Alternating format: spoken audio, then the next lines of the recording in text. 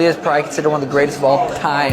Ilia Topuria starches Charles Oliveira with a walk-off KO that echoes through the arena. Then Sean O'Malley shakes his head and drops the line that's about to break MMA Twitter. Thank God Ilia didn't take my call out. The dude's gotta fight Islam now. Oh! Was that a 2-3-2? 2-3. Holy Islam versus Topuria needs to happen. He's up there with John Jones. Knocked out Volk, knocked out Max, knocked out Charles. Islam next at 170? Holy. Who would even fight Ilia at 155 next? Holy. Thank God he didn't accept my call out. He probably went down from the first right hand. Who would Ilia needs to fight Islam. But it does. If Islam loses, it's not that's not the same. Ilia versus Islam now needs to happen. But if Islam beats JDM, Islam versus Ilia at 170. Islam-Ilia showdown would mean for two divisions. Was Sean playing 4D chess all along, or did he just dodge the slickest right hand in featherweight history? Stick around as we unpack Sean's strategy, run the numbers on a potential super fight, and reveal the one training secret Sean thinks could stop Topuria cold. Smash that like button, hit subscribe, and let's ride this video from the MMA desk all the way to the Octagon. Yeah, Ilia strong. I say he punch good, fast. He make Charles go sleep quick. But brother, let's be honest, Charles got no chin. You sneeze on him, he go night-night. My little nephew, 1 year old, he throw toy. If it land on Charles' chin, maybe Charles in coma. He'll get KO. Islam Makhachev felt his heart pound as soon as the opening bell rang for UFC 317's main event between Ilia Topuria and Charles Oliveira. He felt a deep respect for both men. Topuria's power and Oliveira's guillotine chokes were on full display. Islam smiled, feeling proud that MMA fans would soon hear his breakdown. He could not wait to share every detail with the world his final assessment, framing the fight as a battle of wills and game plans. Before the fight, he said Oliveira's path to victory required flawless timing. One mistimed takedown attempt, and he'd find himself stuck under Topuria's weight, eating shots from the bottom. Conversely, Topuria needed to respect Oliveira's submission threats and keep his chin tucked. Islam reminded fans that MMA is like a three-dimensional chess match, with each move creating new possibilities. He illustrated this with a simple analogy. It's like playing tag. If you run too fast, you might trip, but if you're too slow, you'll get tagged out. He ended by calling the fight a true 50-50, a toss-up that hinges on which man can make his plan work under fire. His clear, down-to-earth language made it easy for anyone, even someone who'd never trained, to grasp the fight's key moments. Now that the fight is over, he wants his title back and warns the victor that after he conquers the welterweight title, he will come back for what's rightfully his. We will continue on this, but first, let's take a look at John Jones, who saw Khabib Nurmagomedov's message and it struck him deeply. Khabib, a fighter known for unmatched discipline, went on Instagram to type a note of pure respect. He wrote that Jones was the best to ever do it, even though they never trained together or fought head-to-head. As he tapped out each word, Khabib thought about all the moments they shared in the UFC, watching each other's highlight reels in gyms around the globe. John read those kind words early in the morning in Colorado, his phone buzzing with notifications from friends and media. He sat on his porch, coffee in hand, and took a moment to absorb the praise from a fellow legend. Jones admitted he was surprised and truly humbled. He had spent years facing criticism and controversy, yet here was Khabib saying he had nothing left to prove. Fans around the world paused their scrolls, reading the heartfelt exchange. MMA gyms shared screenshots, and every corner of social media lit up with respect for two champions in different weight classes. This moment reminded everyone that beyond rivalries and title belts, there is real camaraderie among fighters who risk everything inside the cage. It was the kind of message that warmed the hearts of even the toughest fight fans. I think Khabib's an amazing fighter. I think he's done a great job representing the UFC. He's a great ambassador for our sport. But if you were to, ask, some MMA experts about myself and Khabib, I think most people would be able to tell. John Jones kept the conversation going by replying to questions from his followers. One fan asked why Tom Aspinall, an imposing heavyweight up-and-comer, never got the chance to square off against him. The fan called it a shame, saying it would have been the fight of the century. Jones grinned at his phone, typing back that Aspinall might have been dodging him and joking that he would love that matchup. He reminded everyone that he debuted in the UFC way back in 2011, while Aspinall had only just moved up from local British promotions to the big leagues. Jones laughed out loud as he wrote, "Man, we could have done this years ago," adding a playful LOL at the end. His tone broke through the usual seriousness that surrounds champion fighters. Within minutes, the exchange exploded with likes and retweets. Fans debated the what-ifs and listed names of other dream opponents Jones never faced. MMA commentators chimed in on podcasts, replaying Jones's tweets and speculating on why certain fights never materialized. Even casual viewers got pulled into the lively discussion. The thread showed a side of Jones fans rarely saw, relaxed, humorous, and honest about the business side of matchmaking. It reminded everyone that fighters are human too. They miss chances, make jokes, and imagine alternate histories just like we do. Sorry, Max, just one more. Yeah, I know you had good praise for Ilia there. Dana was in here. He said you are still the BMF champion, but Ilia's strutting around backstage with the UFC belt on one shoulder and his BMF one on the other. Just your thought on that.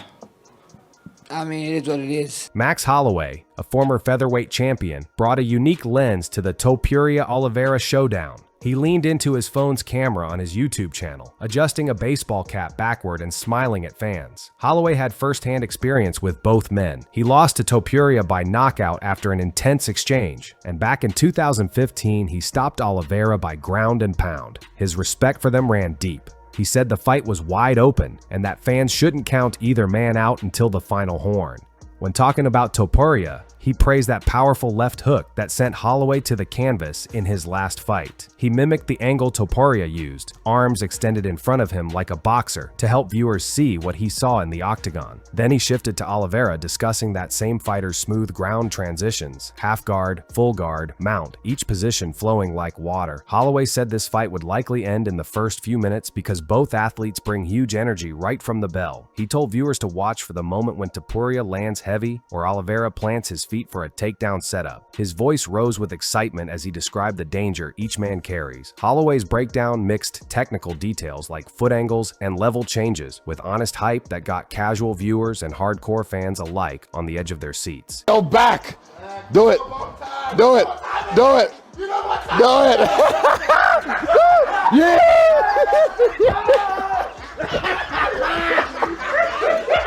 Another one! Do another one!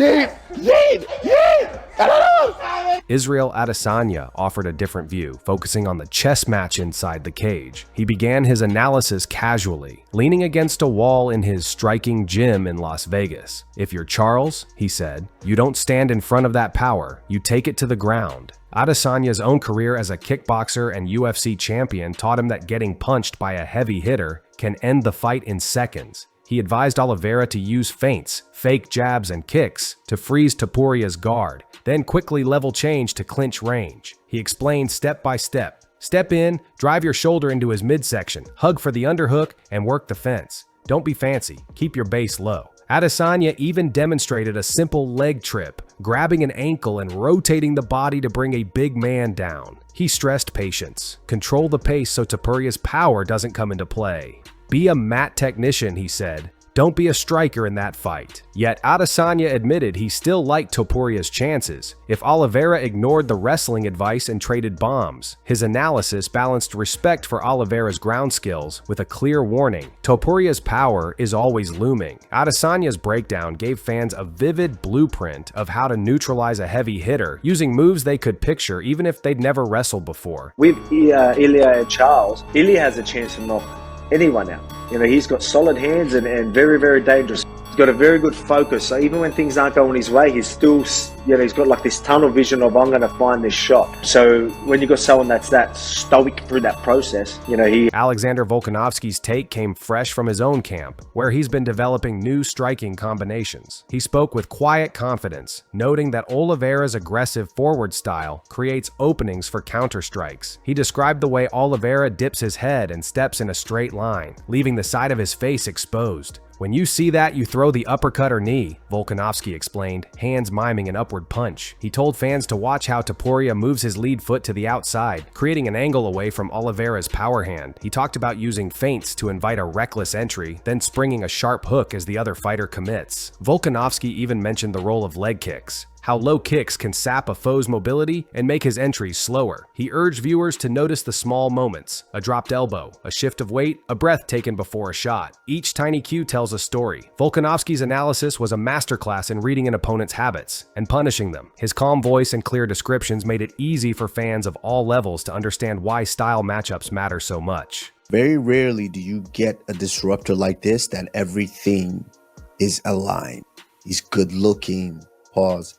He talks well. Kamaru Usman brought the gym to life with his sparring stories. He described a session where Topuria's body shots landed so hard, they echoed through the mat. Every time I threw a liver shot, I felt his ribs vibrate, Usman recalled, grinning at the memory. He said Topuria's punches weren't just powerful, they were precise, aimed at the seams between ribs where flesh is most vulnerable. Usman explained how this repeated body attack wears a fighter down, slowing his guard and sapping strength. He told fans to imagine jabs to distract, then a sudden hook to the body. It's like a jackhammer, he said. Usman also praised Oliveira's resilience and quick chaining of submissions when opponents overreach. He mentioned Oliveira's guillotine choke against Chandler as a perfect example of opportunistic grappling, yet he stressed that if Topuria lands one of those body shots early, Oliveira might never get the chance to work from his back. Usman's breakdown felt like a peek into a hard-earned training diary, full of drills, sweat, and the respect earned from facing an elite body striker. I think the lightweight division is the most exciting division right now. It's just death row in the lightweight division at the moment. Like the top 5, dude, that guard up there right now, it's just killers, man. But especially with Ilia Topuria entering the mix, right? The whole big story over the past week was he obviously vacated the title at featherweight, but apparently Robert Whitaker talked about the art of dirty boxing and inside work that sets Topuria apart. He's not just a boxer or wrestler, he blends them, Whitaker said, recalling how Topuria sneaks elbows and short hooks between framing the arms. He described how Topuria uses underhooks to control distance, then snaps off elbows to the head and midsection, all while tightening a clinch. Whitaker compared it to weaving. Each strike threads through the opponent's guard. He warned that Oliveira's textbook style, nice low kicks, textbook arm drags, can look pretty, but leaves openings when he steps in too predictably. Whitaker said fans should watch how Topuria slips a jab and immediately lunges into a clinch that turns into a dirty boxing sequence. That's when you see blood trickle or a fighter grimace, he noted. Whitaker praised Oliveira's own grit, how he keeps coming back from deep submission attempts, but said he doubted Oliveira could handle that relentless inside pressure for 5 rounds. His analysis painted a vivid picture of a brawl in close quarters, where each fighter's smaller techniques decide the winner.